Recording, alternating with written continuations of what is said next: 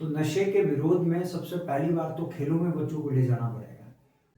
Temporary तौर पर युवाओं को ठगना ठीक नहीं है। सबसे बड़ी चुनौती कोई है तो वो नशा है। नशा अगर राजनीति में खराब लोग आ गए तो मुझे ऐसा लगता है कि वो आने वाली पीढ़ियों को खराब कर देगा। बेरोजगारी कैसे दूर की जा सकती है हिमाचल से। नमस्ते दोस्तों, आपके सामने आज लेकर आए हैं लाइफ चेंजिंग सेमिनार। आज हमारे जो अतिथि है आप है विनय जी। आप हमारे सहपाठी भी रह चुके हैं। बाकी आप अपने बारे में थोड़ा सा बताएंगे अपने हमारे दोस्तों को। नमस्ते। हाँ, मेरा नाम विनय चड्ढा है और मैं मूलतः हरिपुर धार से ही हूँ और मैं राष्ट्रीय स्तर का खिलाड़ी रहा हूँ। कबड्डी का, क्रिकेट हम खेलते हैं। अभी थोड़ा सा स्टूडेंट पॉलिटिक्स में हम रहे, उसके बाद अब सक्रिय राजनीति में और सामाजिक जीवन में। अच्छा, तो विनय जी आपकी स्कूलिंग कैसे हुई, मतलब कहाँ से हुई? मेरी स्कूलिंग हरिपुर धार से ही हुई और लास्ट एक +2 का मेरा जो ईयर है वो कोरक स्कूल में हुआ था। हमारे डीपी सर होते थे राजेंद्र पेस्टर। मैं उस टाइम हाँ, वहीं पे होता था। आप कोरक में ही थे तब और वो मेरे को लेके गए थे। मैं उस टाइम कबड्डी का अच्छा नेशनल प्लेयर रहा हूँ, तो उस समय वो उनके साथ में वहाँ गया था। अच्छा, तो जैसे फिर +2 के बाद आपने अपनी +2 के बाद मैंने बीए नाहन से किया है, पीजी कॉलेज नाहन से। फिर बीए होने के बाद मैं उसके बाद प्रदेश विश्वविद्यालय शिमला HPU मास्टर मैंने वहाँ से किया। उसके बाद मैं JNU में 2 साल संगठन मंत्री रहा, विद्यार्थी परिषद का पूर्णकालिक कार्यकर्ता रहा। जी, तो मैंने जवाहरलाल नेहरू यूनिवर्सिटी दिल्ली गया। दिल्ली। तो राजनीति में कैसा आपको मतलब लगा कि मुझे राजनीति ज्वाइन करनी है, मुझे राजनीति में जाना है? देखिए, जब मैं +1 के आसपास था तो मैं अटल बिहारी वाजपेयी जी से बहुत प्रेरित था और अच्छा, अटल बिहारी वाजपेयी जी के थॉट्स, अटल बिहारी वाजपेयी जी के भाषण को सुनते सुनते मैं बड़ा हुआ हूँ। फिर मैं कॉलेज में गया तो मैंने राजनीतिक शास्त्र विषय लिया। उस समय मैंने एकेडमिक पर्पज से राजनीतिक शास्त्र विषय को चुना कि मैं आने वाले समय के अंदर राजनीतिक शास्त्र में पढ़ाई करूँगा। लेकिन जैसे हम कॉलेज में इंटर हुए तो मैं 9th में मैं राष्ट्रीय स्वयंसेवक संघ का स्वयंसेवक था। तब से राष्ट्रीय स्वयंसेवक हाँ, 9th में जब मैं था तो मेरा संपर्क राष्ट्रीय स्वयंसेवक संघ से हुआ। लेकिन कॉलेज पहुंचते पहुंचते मैं विद्यार्थी परिषद से हमारा संपर्क हुआ। विद्यार्थी परिषद का मैंने काम किया। कॉलेज में मैंने विद्यार्थी परिषद का काम किया। मैं इकाई का अध्यक्ष रहा, वहाँ पे मैं प्रदेश कार्य समिति सदस्य रहा। फिर मैं प्रदेश विश्वविद्यालय गया। विश्वविद्यालय में जाकर, प्रदेश विश्वविद्यालय में जाकर और ज़्यादा एक्सपोजर संगठन ने हमें दिया। संगठन ने हमें वहाँ पर काम करने का मौका दिया। मैं प्रदेश का उपाध्यक्ष, मैं यूनिवर्सिटी का उपाध्यक्ष रहा, मैं प्रदेश कार्य समिति का सदस्य रहा, मैं कोर टीम का सदस्य रहा, जो हमारी थिंक टैंक प्रोसेस में लोग होते हैं। मैं उस दिन तो धीरे धीरे जैसे आगे बढ़े, फिर उसके बाद पूर्णकालिक की योजना बनी। संगठन ने कहा कि पूर्णकालिक जाना चाहिए और मैं जवाहरलाल नेहरू यूनिवर्सिटी जैसी जगह हमको दी तो वहाँ पे काम किया। फिर उसके बाद आकर लगा कि नहीं, क्षेत्र को आवश्यकता है और क्षेत्र में राजनीतिक लोगों का एक बहुत बड़ा वैक्यूम हमारे क्षेत्र में है। चाहे वो किसी भी राजनीतिक दल में है, जो विजनरी लोगों का बहुत कम राजनीति में इंटरेस्ट है, ये हमारे लिए बहुत ज़्यादा चिंता का विषय है। हमने सोचा कि भाई क्यों ना तो मैं आपकी बात को रोक रहा हूँ अभी। जैसे राजनीति में है तो हमारे युवाओं को इंटरेस्ट नहीं है, आपने अभी बोला, और मुझे खासकर मुझे भी इंटरेस्ट नहीं है राजनीति में ना विषय में। देखिए, राजनीति आज के समय में समाज का ऐसा पहलू है जिसमें सारे बाकी जो पहलू है वो राजनीति के सामने छिप जाता है। और मैं ये मानता हूँ कि हर जगह लोग अच्छे लोगों की आवश्यकता है जो समाज को विभिन्न क्षेत्रों में नेतृत्व देने का काम करते हैं। लेकिन राजनीतिक क्षेत्र ऐसा क्षेत्र है जिसमें सबसे अच्छे लोगों की आवश्यकता समाज को है, क्योंकि वो नीति निर्माण की भूमिका में है, क्योंकि वो लोग समाज की दशा और दिशा तय करने वाले लोग हैं। अगर राजनीति में खराब लोग आ गए तो मुझे ऐसा लगता है कि वो आने वाली पीढ़ियों को खराब कर देते। और अगर एक नीति खराब हुई तो आपका पूरा का पूरा पीढ़ी के लिए खराब नीति आपने तैयार कर दी। अगर एक कार्यकाल, एक सरकार अगर खराब सरकार बन गई तो आपने पूरी की पूरी 5 साल के अंदर आप पता नहीं कितने पीढ़ियों को मार देंगे। ऐसे निर्णय राजनीतिक लोग कर सकते हैं। तो फैमिली सपोर्ट कैसा रहा आपको शुरू से ही? फैमिली सपोर्ट स्वाभाविक तौर पर राजनीति में बहुत कम फैमिली ऐसी है जो अलाउ करती है। इस बात को मैं फ्रेंकली बोलना चाहता हूँ, क्योंकि हमारी फैमिली से कोई ऐसी लिगेसी भी नहीं थी कि राजनीतिक क्षेत्र में कोई रहा होगा। और सब लोगों की प्रायोरिटी यही होती है कि आप अच्छा अपना कैरियर बनाओ, आप नौकरी देखो, और आप कर सकते हैं, आप पढ़ाई भी अच्छी कर सकते हैं, आप अच्छी जगह पे हो सकते हैं। लेकिन जब राजनीति का आपने खुद दशा दिशा तय कर दी, तो उसके बाद फैमिली ने ऐसा नहीं है कि रोका है।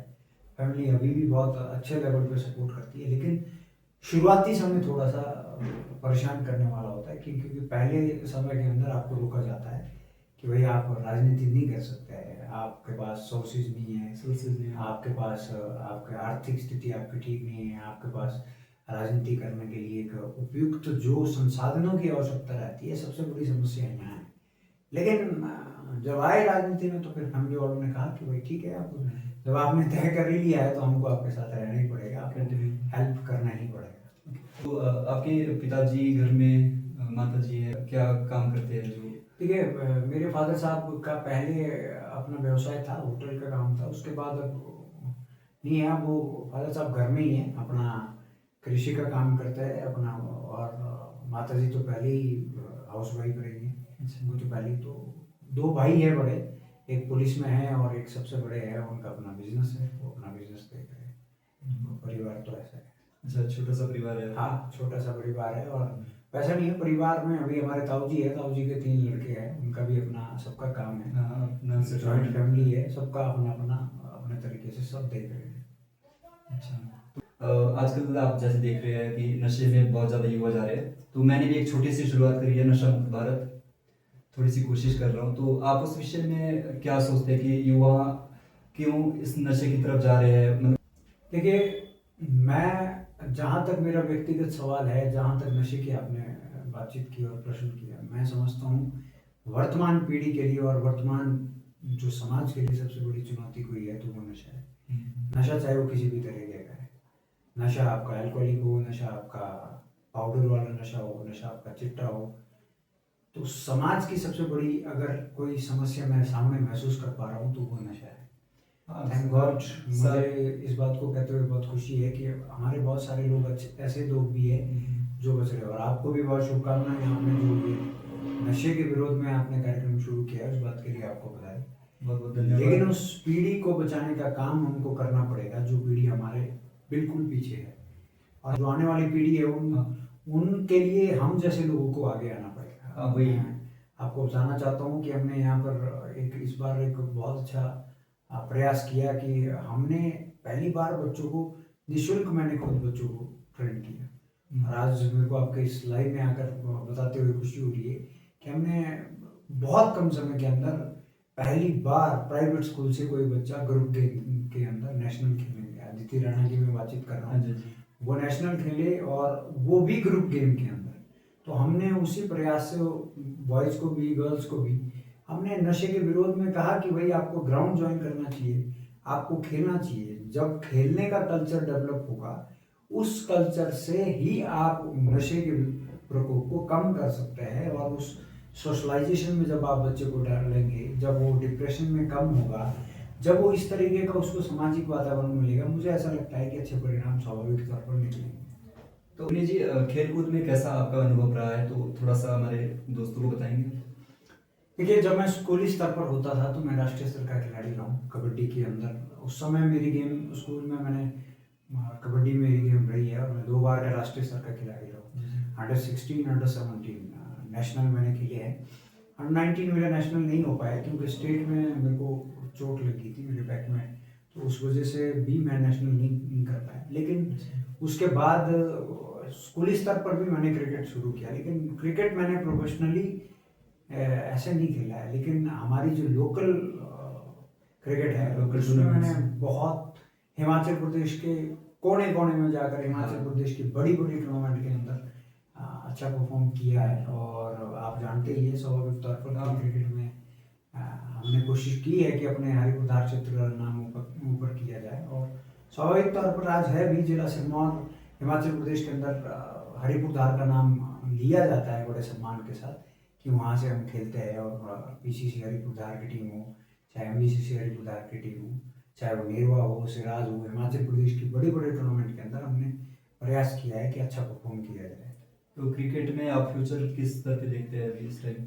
देखिए, क्रिकेट में स्वाभाविक तौर पर एक बहुत भयंकर कंपटीशन है देश के अंदर। अगर मैं कहूँ कि सबसे ज़्यादा कंपटीशन अगर किसी चीज़ में है तो वो क्रिकेट में है। लेकिन ऐसा नहीं है कि कैरियर नहीं बन सकता। आज बहुत सारे क्षेत्र ऐसे हैं, क्रिकेट के अंदर भी बहुत सारी लीग्स शुरू हो गई है, चाहे वो आईपीएल है, चाहे वो डोमेस्टिक क्रिकेट है, चाहे दुनिया की बाकी लीग्स है। अगर आप अच्छी मेहनत करते हैं तो निश्चित तौर पर आपका अच्छा कैरियर होने के बहुत अच्छे चांसेस अब है। क्योंकि डोमेस्टिक क्रिकेट के अंदर भी रणजी भी अगर आप खेलते हैं, फिर आईपीएल के ऑप्शन के लिए आप एलिजिबल हो जाते हैं। लेकिन जो लोकल गेम्स हम खेलते हैं इसमें भी बहुत अच्छा फ्यूचर है। हमने थोड़े समय के पहले नशे की बातचीत की, तो नशे के विरोध में सबसे पहली बार तो खेलों में बच्चों को ले जाना पड़ेगा। और खेल खेलने के लिए मुझे ऐसा लगता है कि क्रिकेट हिंदुस्तान के सबसे लोकप्रिय गेमों में से आज जो गांव गली तक खेला जाता है, तो उसमें क्रिकेट का रोल बहुत बड़ा है स्वाभाविक तौर पर। और बच्चों को मैदान में पहुंचाने की आदत हमारी रहनी चाहिए, एक अच्छे परिणाम आने वाले इससे है, मुझे ऐसा लगता है। बेरोजगारी कैसे दूर की जा सकती है हिमाचल से? देखिए, बहुत लाजमी सवाल है। और वर्तमान पीढ़ी का मैं समझूं तो जिसमें सबसे ज़्यादा कंसर्न है ये वो सवाल है बेरोजगारी। मुझे बहुत पीड़ा है कि हिमाचल प्रदेश आज देश का सबसे बेरोजगार राज्य बना है। लेकिन मुझे अपने युवाओं से बहुत हट के मेरा थोड़ा सा इसमें नजरिया है। हमारे 90% युवाओं को आज की डेट में गवर्नमेंट की जॉब चाहिए।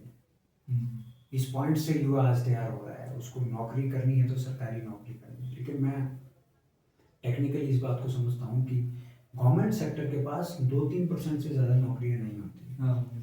और दूसरा, हमारी जो एजुकेशन सिस्टम है कहीं ना कहीं उसमें थोड़ा सा डिफॉल्ट है। आप एजुकेशन सेक्टर के अंदर स्किल्ड एजुकेशन नहीं दे पा रहे हैं। आप युवाओं को, अगर राजनीतिक शास्त्र का कोई विद्यार्थी पढ़ाई कर रहा है, पीएचडी कर रहा है, लेकिन राजनीतिक शास्त्र का विद्यार्थी पढ़ाई करने के बाद उसका ऐसा कोई स्कोप उसके पास नहीं है कि वो प्रत्यक्ष आकर जमीन पर क्या करेगा। अगर वो सक्सेस नहीं होता है तो राजनीतिक शास्त्र का विद्यार्थी समाज क्षेत्र में आकर क्या कर सकता है? ऐसा कोई मैकेनिज्म हमारी शिक्षा व्यवस्था के अंदर नहीं है। मतलब आपको लगता है कि शिक्षा व्यवस्था में ही थोड़ा सा शिक्षा व्यवस्था हमारे को नई शिक्षा नीति जो 2020 के अंदर आई है, कहीं ना कहीं उसमें छोटा सा नहीं, मैं कहूँगा कि बहुत महत्वपूर्ण प्रयास हुआ है कि उसमें स्किल्ड एजुकेशन की तरफ ध्यान दिया गया है। आपकी जो एजुकेशन है उसको बिहेवियर एजुकेशन की तरफ उसको बढ़ाया गया है। और देश की रीति नीति और देश की जो आवश्यकताएं है, देश की जो ज़रूरत है, उस हिसाब से देश की शिक्षा व्यवस्था को फ्रेम किया गया है। तो मैं समझ रहा हूँ कि कहीं ना कहीं जो बेरोजगारी है, बेरोजगारी का जो निदान है वो देश की अपनी नीतियों को खड़ा करने में, देश की अपनी व्यवस्था को खड़ा करने में है। और फंक्शनल रिप्रेजेंटेशन हमको तैयार करना पड़ेगा। जिस सेक्टर के लिए आप बच्चा तैयार कर रहे हैं उसी सेक्टर में उसको स्किल्ड करना पड़ेगा। जरूरी नहीं है कि सरकारी क्षेत्र में हम सिर्फ 2 से 3% युवाओं को नौकरी दे पाएंगे। और मेरे को ऐसा लगता है कि सरकारों को भी इसके बारे में स्थायी विचार करना चाहिए। टेम्परेरी तौर पर युवाओं को ठगना ठीक नहीं है। स्थायी तौर पर युवाओं को स्किल्ड एजुकेशन की तरफ बढ़ाना चाहिए और वहीं से अच्छे परिणाम आने की मैं समझता हूँ कि वहीं से अच्छे परिणाम आ सकते हैं। स्किल्स में भी ऐसा हो गया ना, कॉलेज हर जगह खुल रहे हैं, लेकिन अब जैसे आईटीआई में कितने ज़्यादा ट्रेड्स होते हैं। अभी सिरमौर में अगर मैं बात करूँ तो आधे लोगों को तो यही पता नहीं कि ट्रेड्स कितने हैं।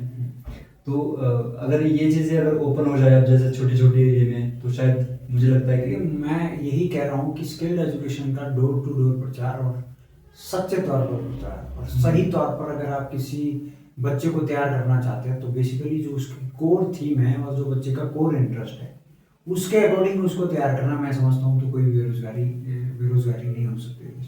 अगर आपका इंटरेस्ट अगर सोशल मीडिया है तो क्यों ना आपको सोशल मीडिया लेवल पर तैयार किया जाए, क्यों ना आपको सोशल मीडिया की नॉलेज दी जाए, क्यों ना आपको बताया जाए कि कैसे बहुत अच्छा वो चीज़ें स्कूल टाइम से होनी चाहिए। सब कुछ होना चाहिए। स्वाभाविक तौर पर कैरियर है, बहुत लोगों का जीवन सोशल मीडिया में बना है। आज की डेट में इन्फ्लुएंसर का कंसेप्ट आ रहा है कि सोशल मीडिया इन्फ्लुएंसर कितने भारी मात्रा में समाज को इन्फ्लुएंस करता है। लेकिन क्या हमने जमीनी स्तर की शिक्षा के अंदर और उच्च स्तर की शिक्षा के अंदर ऐसे लोगों को तैयार करने का प्रयास किया? केवल विश्वविद्यालय के अंदर जो टेक्निकल एजुकेशन के लोग हैं, मानो उन्हीं लोगों को मान क्या ये मास लेवल पे नहीं आ सकती, इस तरीके का विचार होना चाहिए। अगर किसी का स्पोर्ट्स में अच्छा करियर है तो स्पोर्ट्स को आप एलीट क्लास में कोई भी चीज़ नहीं हो सकती। अगर आप हॉस्टल के बच्चों को, केवल 12 बच्चों को वहाँ पर तैयार करेंगे, बाकी लोग कहाँ बाकी जाएंगे। लोग इसलिए मुझे ऐसा लगता है कि पैरेलल और ओपन और ह्यूज लेवल पे जो कंपटीशन है और पॉजिटिव कंपटीशन अगर रहे तो मैं ये मानता हूँ कि स्किल्ड एजुकेशन और हर सेक्टर के अंदर स्किलफुल लोग अगर जिस दिन जाएंगे तो मुझे ऐसा लगता है कि सरकारी नौकरी के पीछे भागने वाले, और सरकार के लिए भी यही जरूरी रहेगा कि सरकार के लोग भी उस दिशा में सोचना शुरू करें, और स्वाभाविक तौर पर अच्छे परिणाम आएंगे वहाँ से। तो विनीत जी, बहुत अच्छा लगा आपसे मिलके। आप हमारे छोटे से शो में आए और आपने इस शान को बढ़ाया। पहला एपिसोड था तो मेरा भी थोड़ा अनुभव अलग है, तो होप आपको बहुत अच्छा लगा होगा। धन्यवाद रोहित जी, और आपका ये जो प्रयास है और आप जो समाज के लिए कुछ चीज़ें परिवर्तन करने के लिए, चाहे वो नशा हो, चाहे सोशल मीडिया की तरफ लोगों का अट्रैक्शन बनाने के लिए, और एक करियर किस तरीके से इसमें बने, तो मैं आपको शुभकामनाएं देता हूँ और आपका धन्यवाद करता हूँ कि आपने इस बातचीत के लिए हमको बुलाया। और मेरा युवाओं को संदेश है कि ज़रूर इनके विजन को आप फॉलो करें, और इनका जो विजन है वो समाज केंद्रित विजन है, उसको आप आगे बढ़ाने का प्रयास करें।